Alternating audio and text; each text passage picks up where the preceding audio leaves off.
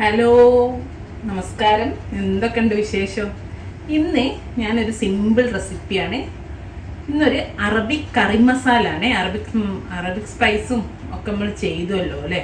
അപ്പം ഇന്ന് നമുക്ക് വരുന്നതായിട്ട് ഞാൻ ഒരു അറബിക് കറി ചെയ്യുന്നുണ്ട്. അതേപോലെ നമ്മൾ മജ്ബൂസ് ഒക്കെ ചെയ്യുന്നുണ്ട്. അതിലൊക്കെ യൂസ് ചെയ്യുന്ന ഒരു മസാല പൗഡർ ഉണ്ട്. ഇനി അത് ചെയ്യുമ്പോൾ അതെന്താന്ന് ചോദിക്കുന്നുണ്ട്. അപ്പം ഞാൻ ഈ കറി മസാലൻ്റെ റെസിപ്പി ആദ്യം തന്നെ കാണിക്കാൻ വിചാരിച്ചു. അപ്പോൾ സിമ്പിളാണ്. അപ്പോൾ നമുക്ക് എങ്ങനെ ചെയ്യാൻ നോക്കാം അല്ലേ. ഇതേ ഞാനൊരു ഫ്രൈ പാന് ചൂടാൻ വെച്ചിട്ടുണ്ട്. ചെറിയ തീയിലിട്ടിട്ട് ചൂടാൻ വെച്ചിട്ടുണ്ട്. ഏകദേശം നൂടൊന്ന് ചൂടായിക്കോട്ടെ.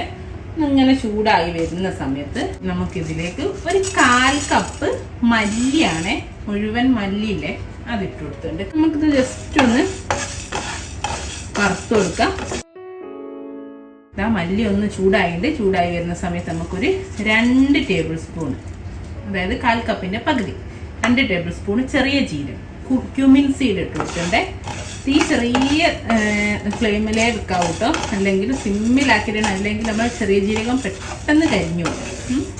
അപ്പോൾ ചെറിയ ഫ്ലെയിമിലിട്ടിട്ട് നമുക്ക് ഒന്ന് വറക്കാം.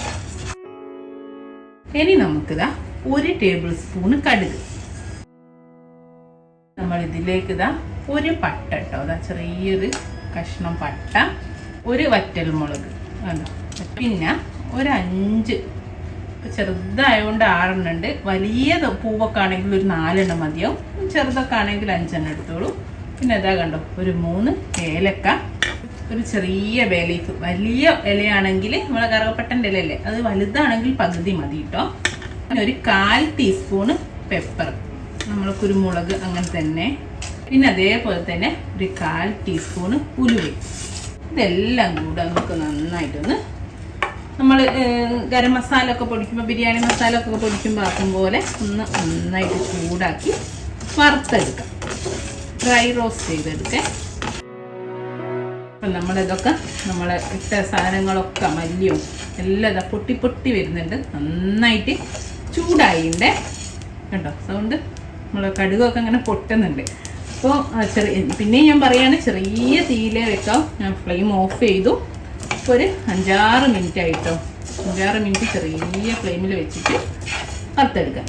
ഇനി ഇവിടെ വെച്ചാൽ ഇങ്ങനെ കരിഞ്ഞു പോകും. അതുകൊണ്ട് ഞാൻ തീ ഓഫ് ചെയ്ത് വേറൊരു പാത്രത്തിലേക്ക് മാറ്റട്ടെ, പെട്ടെന്ന് അല്ലേ കരിഞ്ഞു പോകും. ഇപ്പം ഞാൻ നമ്മുടെ ചൂടുള്ള ഫ്രൈ പാൻ ഒരു പ്ലേറ്റിലേക്ക് അങ്ങ് മാറ്റി കൊടുത്തിട്ടുണ്ട്. ഇനി ഞാൻ ഇതിലേക്ക് ഒരു 1/2 ടീസ്പൂണ് മഞ്ഞൾപ്പൊടി ചേർത്തി കൊടുക്കണ്ടേ. അതേപോലെ ഇത് ഒരു ചെറിയ സവാളന്റെ പകുതിയാണ്. വലിയ സവാളൊക്കെ ആണെങ്കിൽ 1/4 ഭാഗം മതി കേട്ടോ. എന്നിട്ട് നമ്മൾ ബിരിയാണിക്കൊക്കെ പൊരിച്ചു കോരൂലേ, അതേപോലെ പൊരിച്ചു കോരിയതാണേ കണ്ട. ഒരല്ലി വെളുത്തുള്ളിയും, ആ ഉള്ളി പൊരിച്ചു കോരിയ അതേ ഓയിലിൽ തന്നെ പൊരിച്ചു കോരിയുണ്ട്.